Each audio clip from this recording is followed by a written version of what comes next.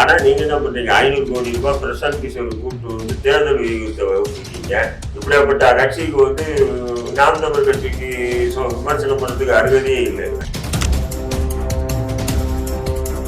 நாங்க எப்படியா இருப்போம்? என்ன பேசுறீங்க? இவங்க கட்சி உங்களுக்கு வேண்டிய அயோக்கியத்தனம் பண்றீங்க. வாக்குறுதி கொடுத்து இருக்கக்கூடிய அதிகார தோணி ஒண்ணு. ஆனா விஜயலட்சுமி வழக்கு இவங்க என்ன பண்றாங்கன்னா, பெயிண்ட் அடிச்சு கம்பு சீவி பெயிண்ட் அடிச்சு அது ஒரு மோடு பண்ணி அது ஊடகங்கள் மூலியமா நான் சொல்றேன். அது அவங்களுடைய பர்சனல். அது விஜயலட்சுமிக்கு சீமானுக்கு உள்ள விஷயம். இல்ல நீங்க என்ன பண்றீங்க? உங்க விஷயத்தை மட்டும் ஆடிட்டு இருக்கீங்க. உங்களால வேற அரசியல் இல்லையா? சீமான எதிர்க்கிறதுக்கு சீமானுக்கு 6 வருடம் தண்டனை கண்டிப்பாக சீமான் ஜெயிலுக்கு போயிட்டு அந்த கட்சி யார் நடத்துவா? இவ்வளவு விவாதம் உங்களுக்கு தேவையா அப்படின்னு போதுதான் நம்ம இந்த விஷயத்த நம்ம பேச வேண்டியது. எல்லாரும் பேச வேண்டியது. எது எப்படி இருக்கட்டும், அவரு நல்லா இருக்கட்டும், எதிர்கட்சியா வரணுங்கிறது நம்மளுடைய ஆசை. அவர் அதுக்கு செய்வாரா செய்ய மாட்டாரான்னு தெரியல. பாலை ஒடிச்சு ஆட சொல்லுகிற உள்ளகம் கையை ஒடிச்சு பாட ஏற்பட்டு போய் அழிங்க. இந்திய சும்மா அந்த ரயில்வே ஸ்டேஷன்ல திருநெல்வேலி தஞ்சாவூர்னு போடும்போது 3 மொழி போட்டிருப்பான். அதுல ஒரு மொழி இவங்க பெரிய ஏதோ தமிழுக்கு ஆதரவாளர் பேசியும் போடும்.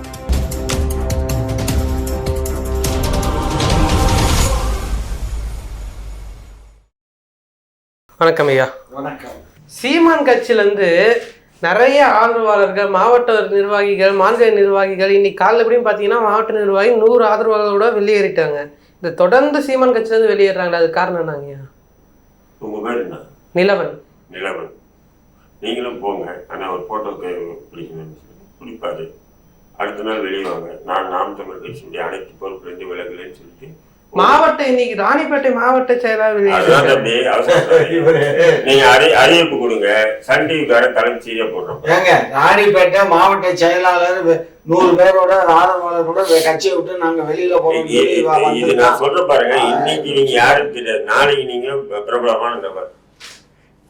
நான் என்ன சொல்றேன், உங்களுக்கு முக்கிய ஊடகம்னு சொல்ல மெயின் ஸ்ட்ரீம் மீடியான்னு சொல்லிட்டு நாட்டுல எவ்வளவு பிரச்சனை இருக்கு. திமுக தமிழ்நாட்டிலேயே அந்த பிரச்சனைகள் எல்லாம் என்னைக்காவது இந்த சன் டிவி ஒளிபரப்புறோம்னா, ஒரு கட்சிக்குள்ள ஒருத்தர் வெளியேறட்டும், வெளியேறாம போகட்டும், இருக்கட்டும். இல்ல சரி வெளியேறணும் கேளுங்க. நான் சன் டிவி வெளியேறக்கூடிய நபர்களை போடுறதில்ல. புதுசா அவங்க போடுற நபர்களை ஏன் போடுறது இல்லை? இன்னைக்கு காரியமா நான் என்ன சொல்றேன், இப்ப காரியமா வெளியேறது பெருசா போட்டீங்க. இப்ப காரியமாக்கு பதிலா அந்த கட்சிக்கு மாநில நிர்வாகிகளை நியமனம் பண்ணிருக்காங்க. அதையும் இப்போ ப்ரொமோட் பண்ணல நீங்க.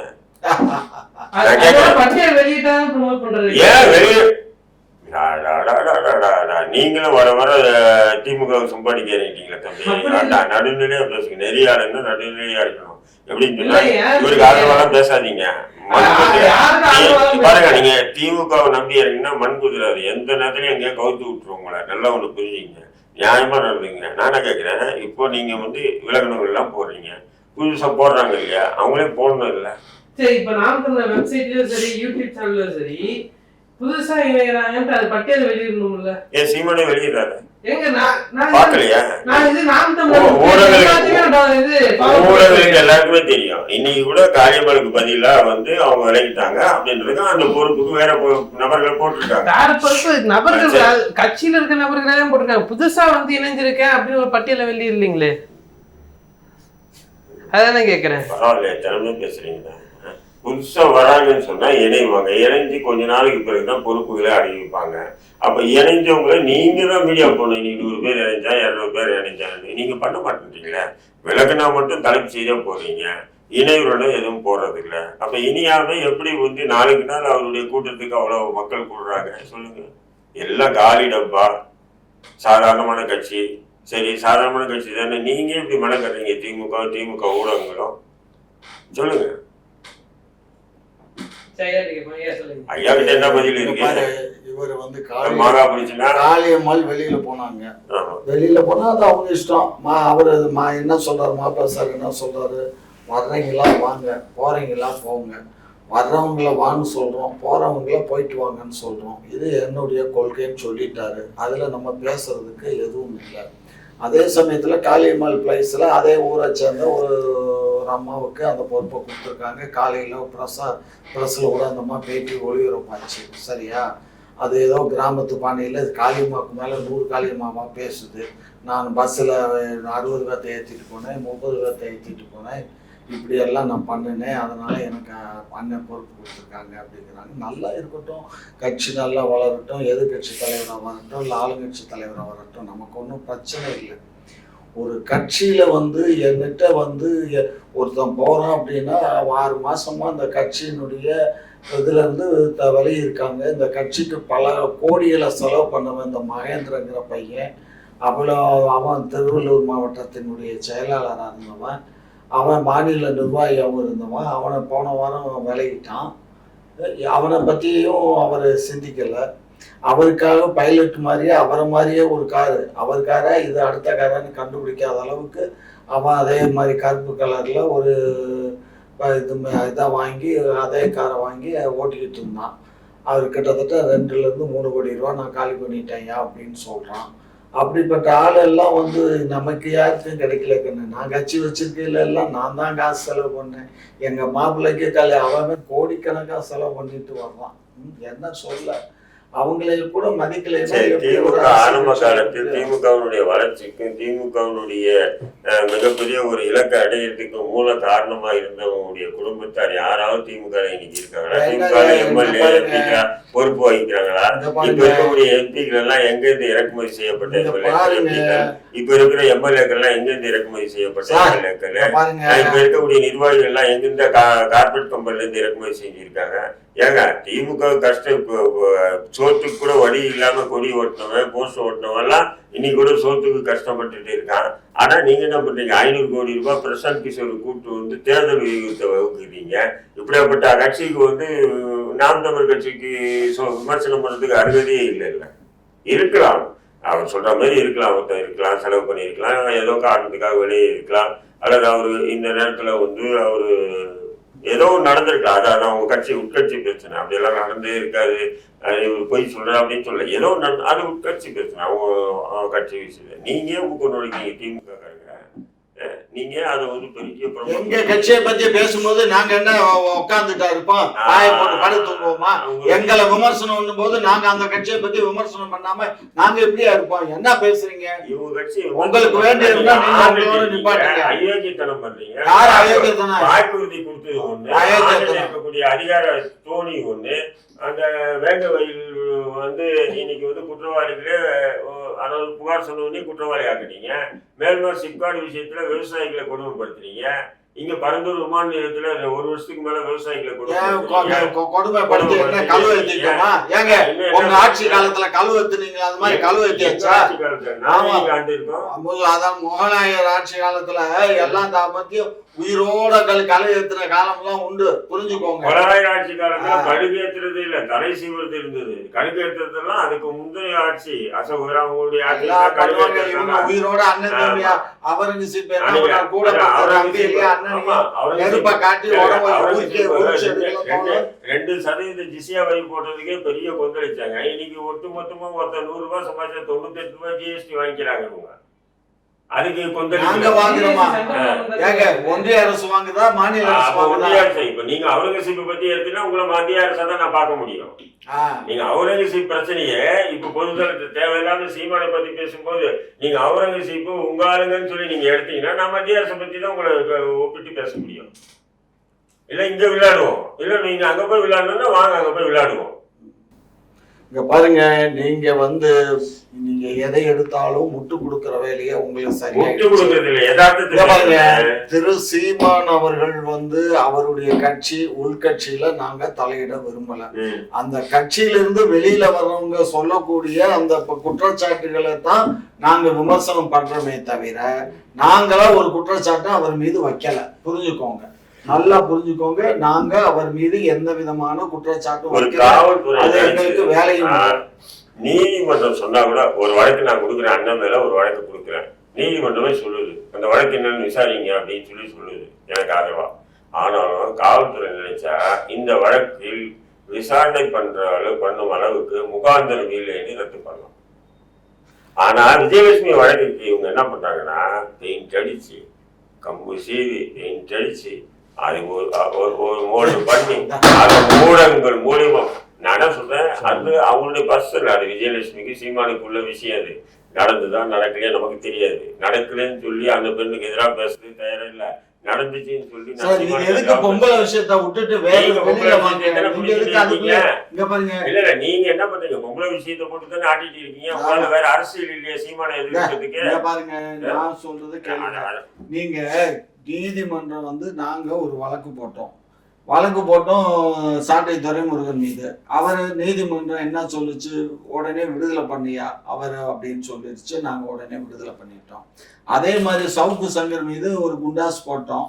இந்த குண்டாஸ் தேவையில்லை, அதை கேன்சல் பண்ணுங்கன்னாங்க, அதை கேன்சல் பண்ணியாச்சு.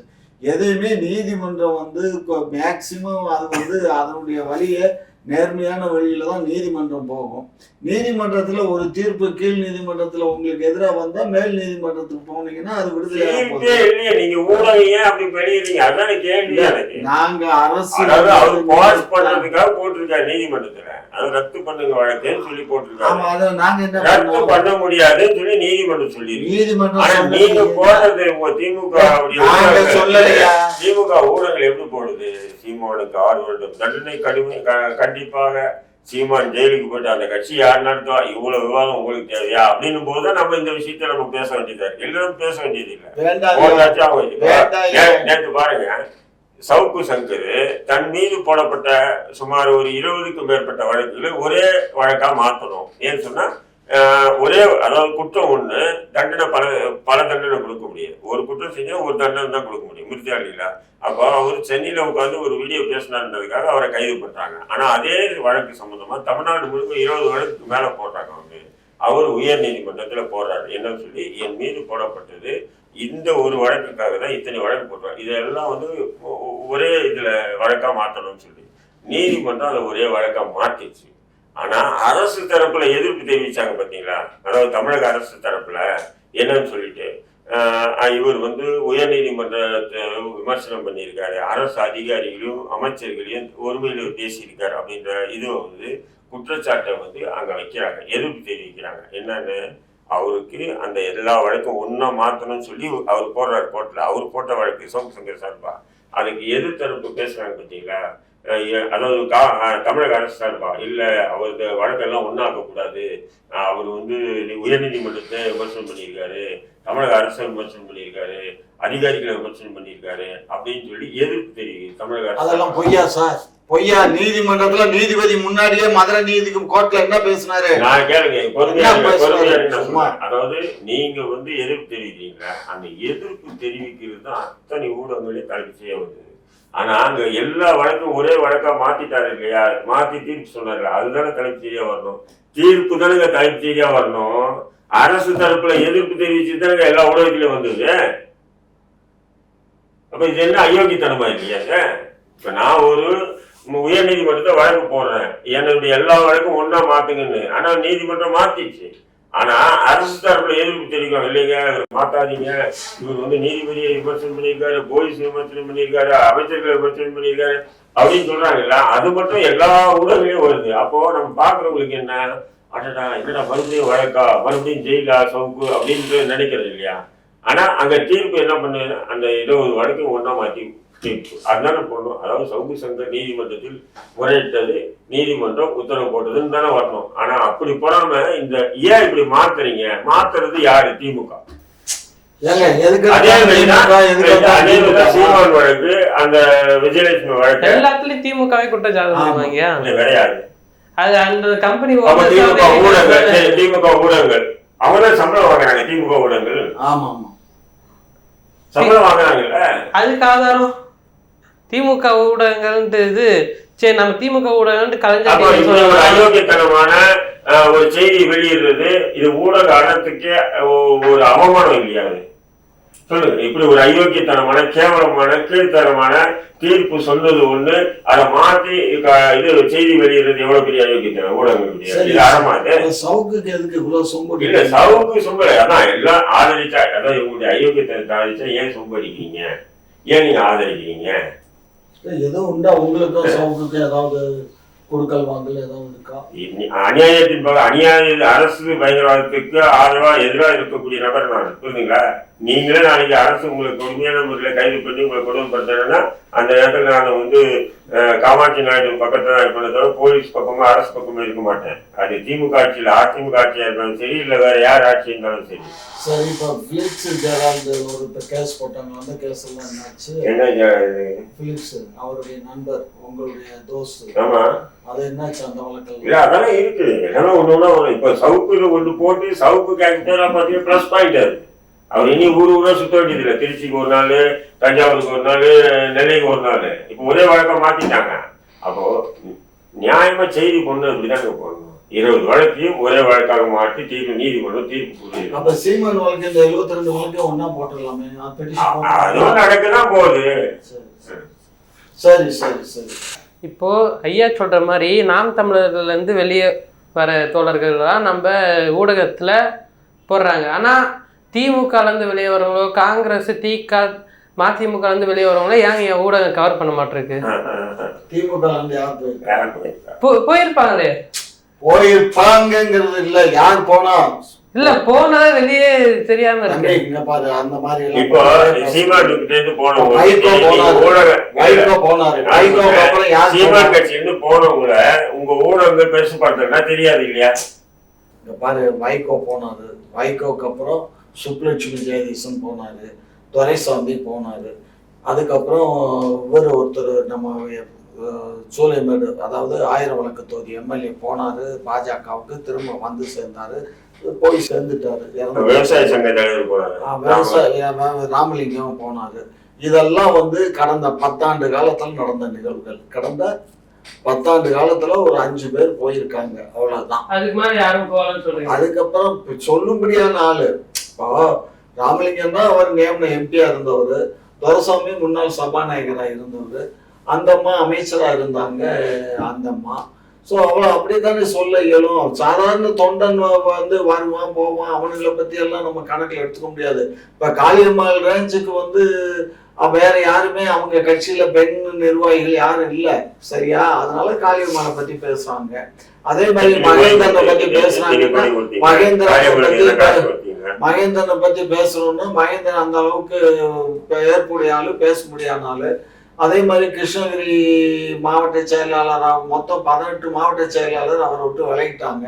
அதுக்கு இவர் வந்து என்ன பண்றாரு, நம்மளுடைய ராவண தொலைக்காட்சியினுடைய நிர்வாகி இருக்கிற ஏகலைவன், அவர் என்ன சொல்றாரு, அவங்களெல்லாம் வந்து அதிகாரத்தை குறைச்சாச்சு, ஒவ்வொரு சட்டமன்ற தொகுதி வாரியா செயலாளர்களை நியமிச்சு அந்தந்த பொறுப்பாளரை அவங்கள பண்ணதுனால இந்த மாவட்ட செயலாளருக்கு ஒரே ஒரு எம்எல்ஏ தொகுதி மட்டும்தான், வேற எதுலையும் தலையிடக்கூடாதுன்னு சொன்னதுனால அவருக்கு ஒரு மாவட்ட செயலாளராக இருந்து ஒரு தொகுதிக்கு மட்டும்தான் நான் அப்படின்னாக்கா அப்புறம் என்னத்துக்கு மாவட்ட செயலாளர்னு சொல்லி அவங்க எல்லாம் வெளியில கிளம்பிட்டாங்க அப்படின்னு அவர் சொல்றாரு. எது எப்படி இருக்கட்டும், அவர் நல்லா இருக்கட்டும், எதிர்கட்சியா வரணுங்கிறது நம்மளுடைய ஆசை. அவர் அதுக்கு செய்வாரா செய்ய மாட்டாரான்னு தெரியல. காலை ஒடிச்சு ஆட சொல்லுகிற உலகம், கையை ஒடிச்சு பாட தொண்டையோ ஏதோ ஒரு பாட்டு வருதுல்ல, தெரியுமா அந்த பாட்டு? நான் மறந்துட்டேன். நீங்க பாட்டும் பாடுவீங்க. அந்த மாதிரி ஒரு கட்சியை சின்னாபின்னா படுத்தணும். இது திமுக கை வந்த கலை. இப்ப எத்தனை இது போன்ற மதிமுக உட்பட எத்தனை கட்சிகளை ஒண்ணு திமுக கூட்டணிக்கு போயிடணும். இல்லன்னு சொன்னா வெளியே இருந்துட்டு யாரும் அரசியல் பேசக்கூடாது. அதுவும் திமுக எதிர்த்து பேசக்கூடாது, அழிச்சிடுவோம் நாங்க. உங்களுடைய கைவந்த கலை. பாரு, நாடாளுமன்ற தேர்தலுக்கு பின்பு அந்த கட்சியில இருந்த பழைய நிர்வாகிகள் பழையன கழிதலும் புதியன பூதலுங்கிற மாதிரி பழையன எல்லாம் மேக்சிமம் கலைஞ்சிருச்சு.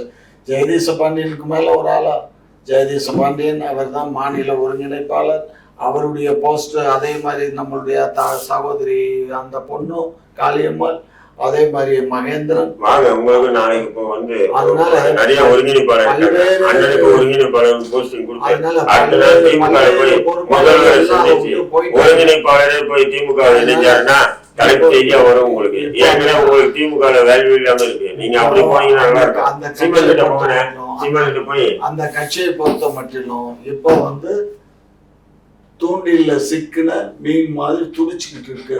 வெகு விரைவில் மீனை எடுத்து குழம்பு வைக்கிறதா இல்லை மீன் தப்பி தண்ணிக்குள்ள போகுமாங்கிறதா நம்ம இப்போ எதிர்பார்த்துட்டு இருக்கோம். எனக்கு ஆசை மீன் தப்பி கடலுக்குள்ள போகணும், தண்ணிக்குள்ள போகணுங்கிறது. பார்ப்போம் இறைவன் அவருக்கு என்ன மாதிரி விதி வீச்சிருக்காரு. தூண்டில் சிக்கிய மீன் போலவா? தூண்டில சிக்கிய மீன் மறுபடியும் கடலுக்கு போச்சுன்னா அது என்ன பண்ணிருந்தாலும் வாழக்கூடாது. அதான் புரியுங்களா? எவ்வளவு ஒரு நுணுக்கமான அரசியல். இதுதான் திமுக. தூண்டிய சிக்கின மீன் இது கடலுக்குள்ள போச்சுன்னா வாழ முடியுங்க. எப்படி வாழுவது? அது தொண்டையில முள்ளு இருக்கு, அது பெரட்டிட்டு போகுது, வெளியே போகுதுன்னு சொன்னா அது வாழ முடியாது. தத்தடி செத்து புரியுதுங்க உங்களுக்கு? இதுதான் திமுகவுடைய நுண்ணிய அரசியல்னுவாங்க. சூழ்ச்சிய அரசியல் வார்த்தைகள். இவங்க தூண்டில மாட்டிக்கிட்டு இருக்கான். யாருடைய தூண்டில மாட்டிருக்கு? திமுக தூண்டில மாட்டிருக்கா? சரிங்க ஐயா, மார்ச் 5ஆம் தேதி வந்து முதலமைச்சர் வந்து 40 கட்சிகள் சேர்ந்து நம்ம இது தேர்தல் அரசியல் இந்திய தேர்தல் ஆணையத்தில் பதிவு செஞ்ச 40 கட்சிகளை அனைத்து கட்சி கூட்டத்தை அழைச்சிருக்காங்க. அது என்ன நோக்கத்தில் அழைச்சிருக்காங்க, எதை பற்றி டிஸ்கஸ் பண்ணுறதுக்காக அழைச்சிருப்பாங்க? அதாவது மும்மொழி கொள்கை, ரெண்டாவது தமிழ்நாட்டுக்கு சட்டப்பூர்வமாக நமக்கு கிடைக்க வேண்டிய பணம், ரெண்டாவது வரிகொடா இயக்கத்தை நடத்தலாமா. இது சீமானுடைய தீம் தான். வரிகொடா இயக்கங்கிறத அவர் தான் ஆரம்பித்தார். அது மாதிரி பண்ணுவோமா அப்படிங்கிறத பற்றி எல்லாம் கேள்வி பெருவாரியான கட்சிகள் என்ன சொல்லுதோ அதன்படி முடிவெடுப்பதற்காக இருக்கலாம்னு நான் நம்புறேன்.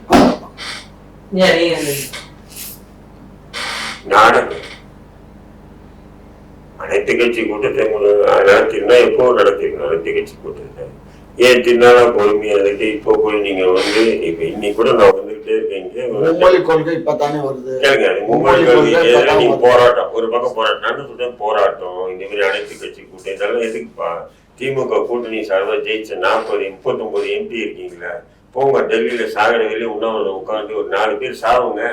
செத்தீங்கன்னா தீர்வு கிடைச்சிது. தமிழ்நாட்டுல எத்தனை முறை தான் நீங்க வந்து எம்பியை ஜெயிச்சுட்டு சொகுசா விமானத்துல பயணம் பண்ணிட்டு அங்க போய் 5 நட்சத்திர ஹோட்டல் போய் கேண்டீன்ல நல்லா தின்னுட்டு எத்தனை ஆண்டுகள் தான் நீங்க வந்து அரசியல் இதை பிடுங்கணும் அதை கட்டணும்னு சொல்றது? போங்க, ஒரு 5 பேர் 39 பேர் இருக்கான், அதுல ஒரு 4 பேர் செத்தானா இந்தியாவுக்கு பெரிய வரலாறா இல்லையா? தமிழ்நாட்டில் மும்மொழி கொள்கைக்கு எதிராகவும் அதாவது தமிழகத்துல வந்து நிதியை வந்து கல்வி நிதியை கொடுக்காம மறுத்த பாஜக அரசை கண்டிச்சு உண்ணாவிரதம் இருந்தாங்க. ஒரு 4 பேர் செத்தாங்க. 4 பேரும் நாளைக்கு வரலாறா பேசப்படணுமா இல்லையா? பேசப்படுவாங்களா இல்லையா? அந்த மாதிரி வேலை செய்யுங்க. அதை விட்டுட்டு அனைத்து கட்சி கூட்டம் அப்புறம்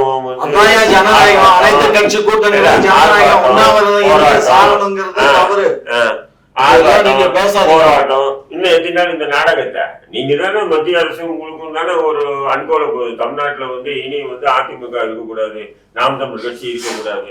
இங்க வந்து ஒண்ணு திமுக இல்ல பாஜக. புரியுதுங்களா உங்களுக்கு? திமுக பாஜக 2 கட்சி தவிர வேற இருக்கக்கூடாது. ஏன்னா திமுக பாஜக சொன்னா நமக்கு வந்து இலவசமா ஓட்டு பாஜக வந்தாவே சரி, ஒரு எதிர்கட்சி நிலைக்கு வந்தாவே நமக்கு இலவசமா ஓட்டு எல்லாம் கிடைக்கும். முஸ்லீம்கள், ஒழுக்கப்பட்ட தாழ்த்தப்பட்ட பிற்படுத்தப்பட்ட மக்கள் ஓட்டெல்லாம் நமக்கு வந்துடும். புரியுதுங்களா? இந்த ஃபார்மாட்டை 2 பேரும் சேர்ந்து செயல்படுத்துறாங்க. அதுக்குதான் திருப்பரங்குன்றம் அந்த தர்கா விஷயத்தில் திமுக அப்பட்டமா வந்து பாஜகவுக்கு ஆதரவாகவும் முஸ்லீமுக்கு எதிராகவும் செயல்படுது. இதை விட வேற என்ன வேணும்?